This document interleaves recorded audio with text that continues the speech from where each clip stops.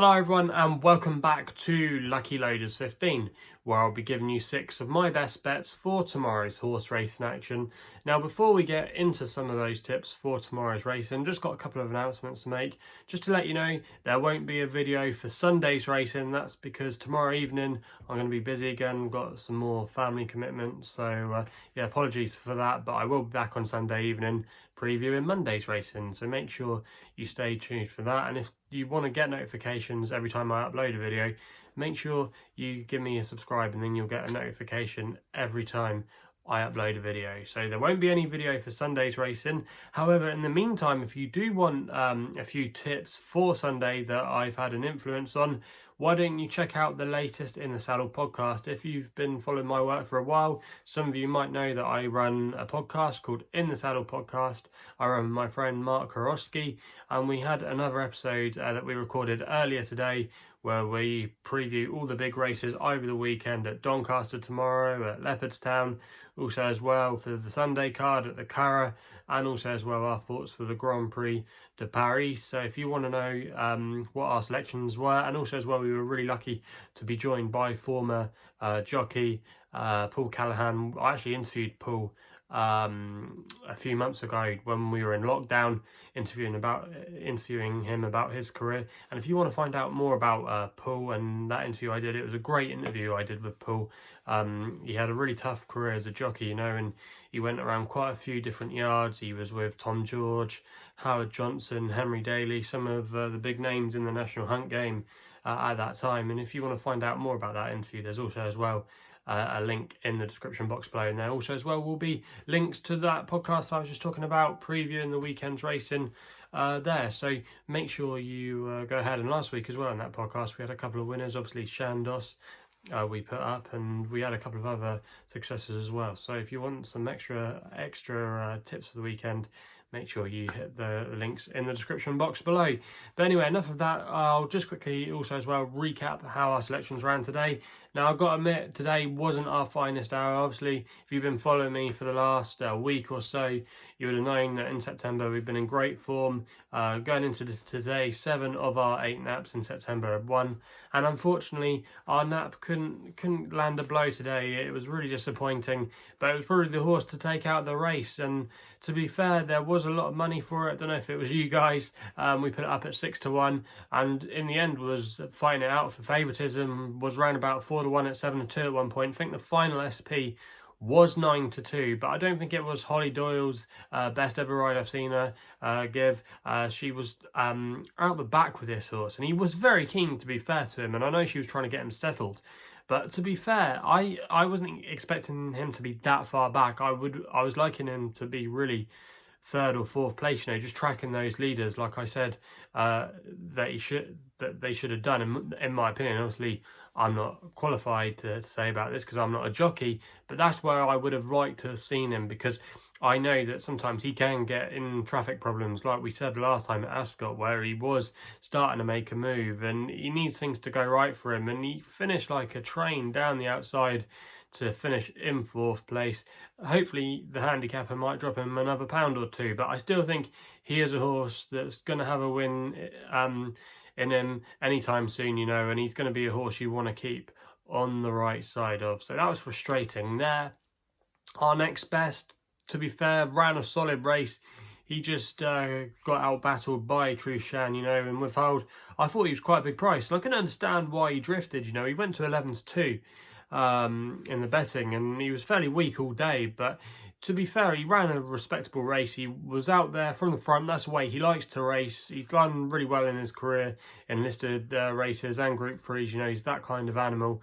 But in the end, he just got out-battled by Trushan, and he did serve it up to him, you know, and Trushan did have to work and dig a little deep, you know, but he was always on top inside the last furlong or so. But no complaints there, you know. We got a run for our money, but in the end, he just bumped into Trushan on the day. The only thing we had to write home about was One Small Step, who again didn't get the clearest of passages at Sandown. You know, we had a few bumpy rides today. That horse was very keen, actually, lit up, but did start finding up that hill, you know, and did stay on quite nicely. Finished in 3rd, so we got the each way place money at 10-1 as advertised, and again there was quite a bit of money for that horse as well. I think the final SP was at 11 to 2. So that was the only thing we had to write home about today. And then the other selection, the less said about that, the better. We put up Musicality there for David Egan and Roger Varian. Was pretty much one of the first ones to be asked to go and try and quicken. But in the end, he found nothing for pressure. And in the end, just went backwards. And yeah, very disappointing there. And I was really sweet on his chances to finish in the first four.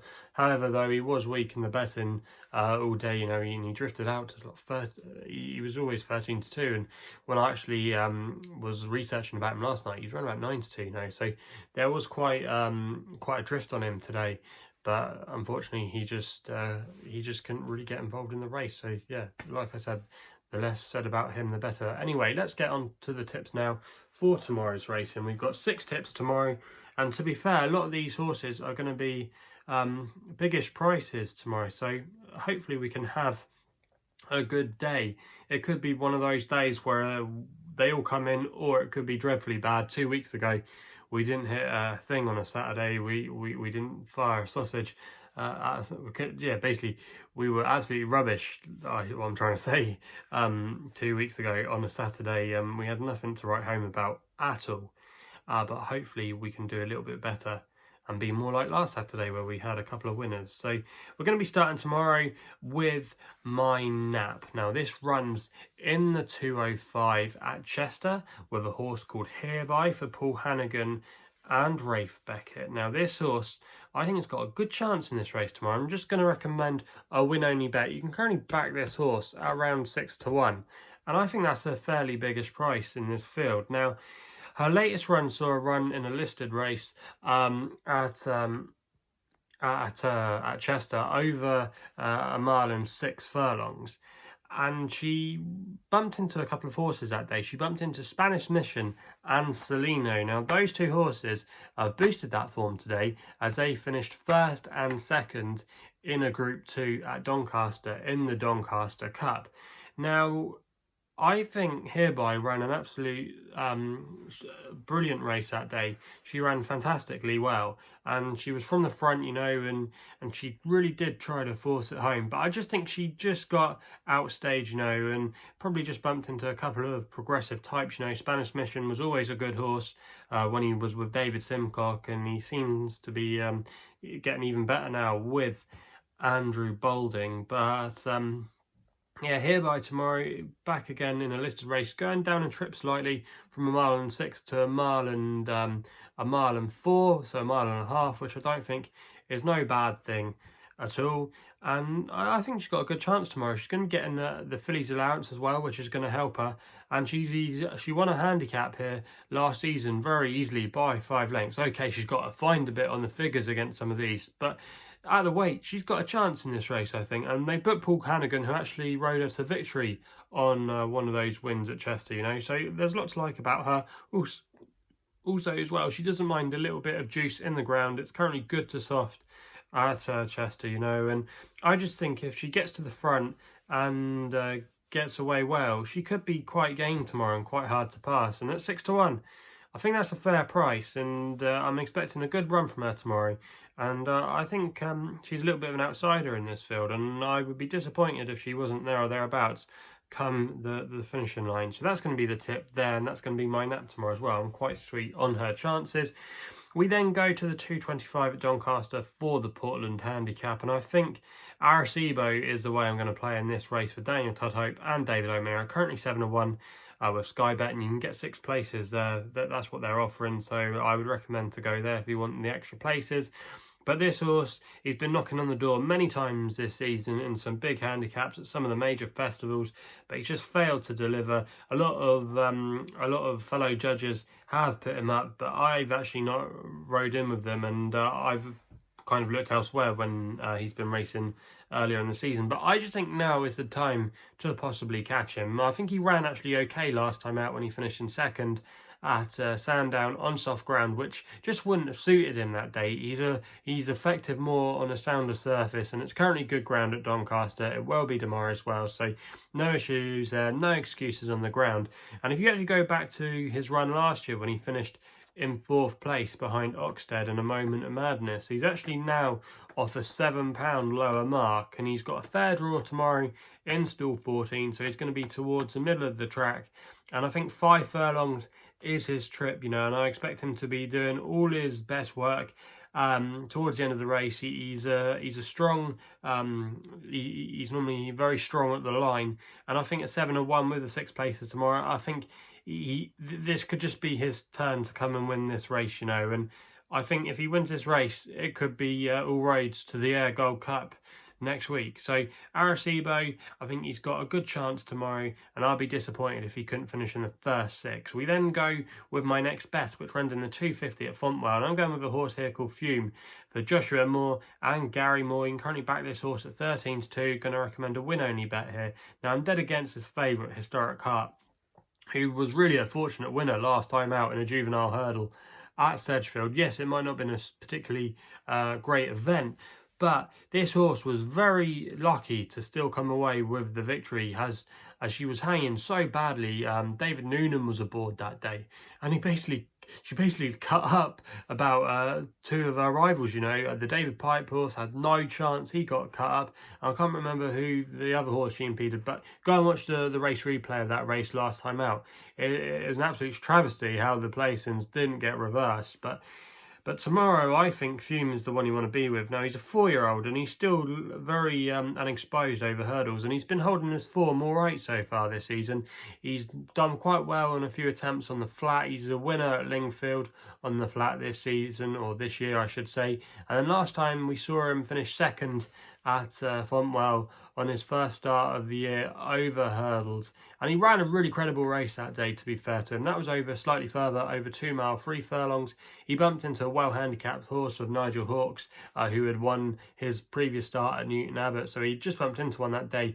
And if you actually go back and watch the race replay, this horse was fighting, and he was finding a lot of fun under pressure under Josh Moore, and he was closing up really gamely, and he only lost by a length in the end.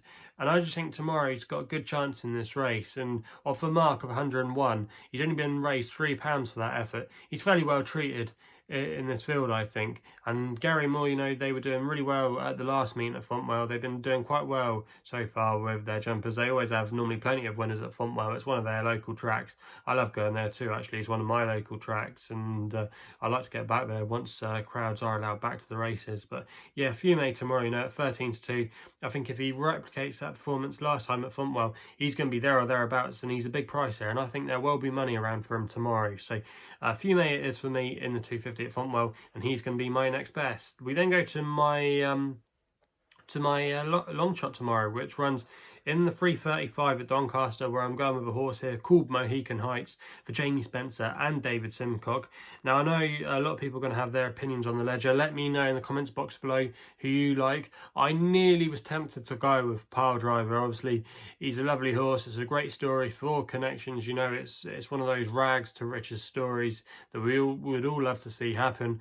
But I just have my doubts about the trip. Now, I know some people will say his dam ran over 2 miles when she was a national hunt horse for a time with Philip Hobbs. However, that horse, Le Pile, actually got well beaten on all her starts over hurdles. So can you really say that she stayed 2 miles? I have my doubts over there. Also, as well, he's by Harbour Watch, who you don't normally associate with stamina.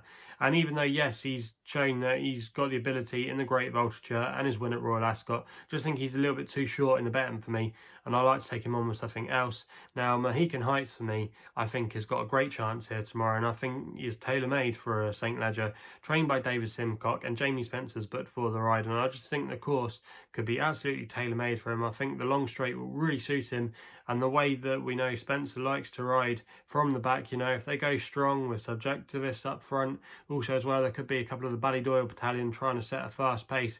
It could set up for the closers.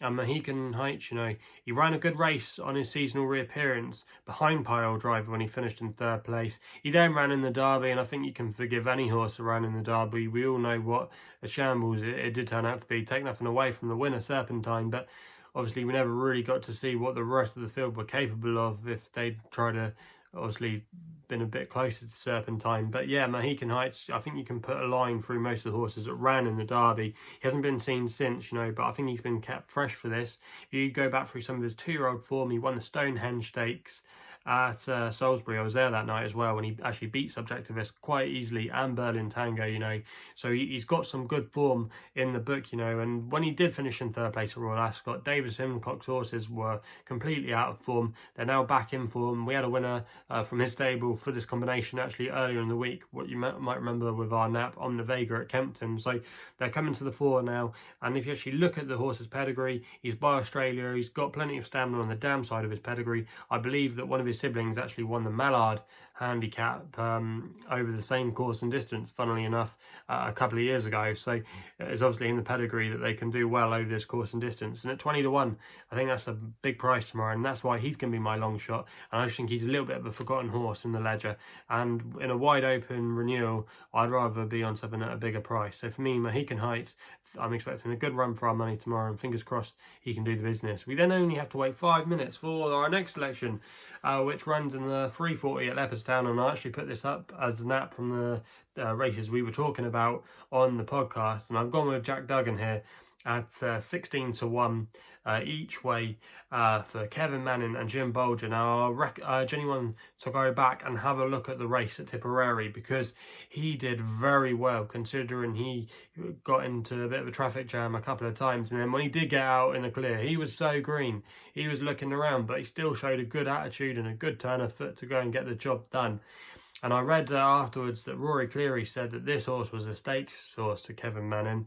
He's by a sire that we're not really renowned for in the fact of Jack Milton, but still, I think going to onto better ground tomorrow will suit him. That race at Tipperary was yielding to soft, so he did have to handle the conditions, and the form has worked out okay, because the 3rd place horse, Brazil, who had been a bit frustrating, won 4 punters for Aidan O'Brien. He actually went and won on his next start at the car, so there is some substance to that form. Cadillac, for me, thought he was disappointing the last time out. I think he should have won that race. You might be able to forgive him on the ground, but I think you want to be looking elsewhere with a bit of value, and Jim Bolger can sometimes pop up in these races at big prices. And at 16 to 1 each way, I think that's a cracking bet, and I'd be disappointed if he wasn't there or thereabouts. So I expect him to really take a major step forward. We then go to the 4:45 for the Boomerang Stakes at Leopardstown with our final tip. Thought Royal Dornoch here could be a big price at 11 to 1 each way. Again, this is one of my extra tips for Shamie Heffernan and Aidan O'Brien. Now, this horse was a good winner last time out in a Group 3 over the course and distance, and I think there's going to be a lot of strong pace on tomorrow. Safe Voyage, I would like to go forward, and there'll be a couple of others in here. Jesse Harrington's horse as well, and I just think it might just set up for the closers, and the way that he was ridden last time to pick up the pieces was very good. He actually looked in the spot above her at one point, but when he found the gaps, he flew home and he hit the line really hard, and I think he's very good at this kind of level. Now, if you actually go back through some of his juvenile form, he actually won the Group 2 Royal Lodge Stakes at Newmarket, where he beat 2,000 Guineas winner Kamiko, you know, so he's got a lot of strong form from his juvenile days. Yes, things maybe haven't gone quite to plan this year, but still, nonetheless, it was a good performance in that race at Leopardstown last time out. And I just think he's a big price, and with the weight for age allowance as well, he's going to be quite well treated at the weight. So for me, in the 4:45 at Leopardstown, I think Royal Dornoch's got a great chance, and I'd be disappointed if he wasn't finishing with a late run.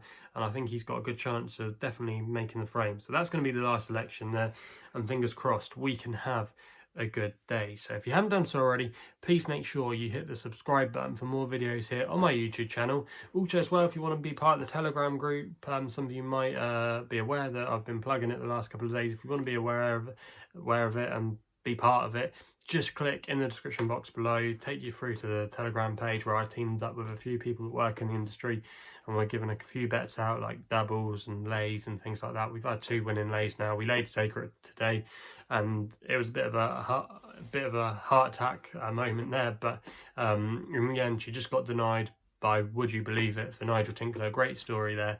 But fingers crossed. But I should say we had our fingers and toes crossed there in the final furlong that she would get beat, and luckily she did for us. So yeah, if you want to be part of that Telegram group, just click the link below. Also as well, if you want to follow me on social media, the best place to do so is on Twitter, where my handle is @LuckyLoader15.